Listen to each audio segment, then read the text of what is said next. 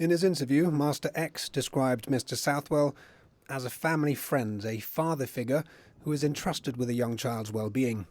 Over the course of several hours of interviews with the RGP in 2021, the complainant gave a detailed description of his accusations against Mr. Southwell. The recordings were played in court this afternoon. Master X said his relationship with the defendants began innocently. Eventually, though, his family began to leave him alone in the care of Mr. Southwell.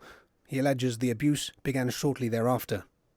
As from the age of 6 or 7, he accuses Mr. Southwell of first touching him inappropriately, before escalating to forcing him to perform oral sex, and ultimately penetrative rape.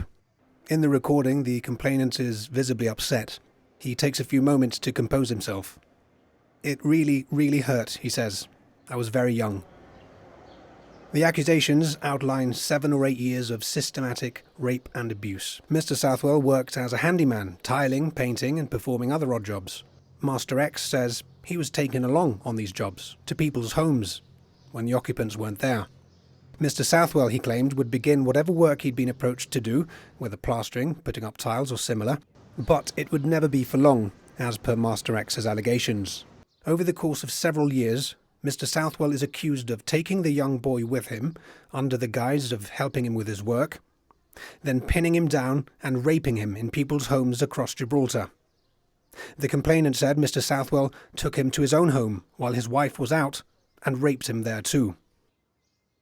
He described missing school due to the pain he suffered after being raped. He said he felt like the devil was following him and recalled diary entries he made at the time. "I'm not worthy. I want to die."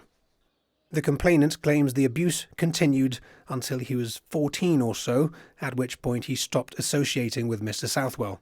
Years later, when he bought his own home, he says his family insisted that he employ Mr. Southwell for the works he needed done in his new house. Mr. Southwell, as a family friend, they told him, would give him a good rate. He says he couldn't think of any reason to say no. The works went ahead. When asked by the interviewing officer how he felt at the time, Master X said, "Horrible. I felt horrible." This, he claimed, is what ultimately led to his breaking down and revealing what had happened to his family. The trial continues tomorrow morning.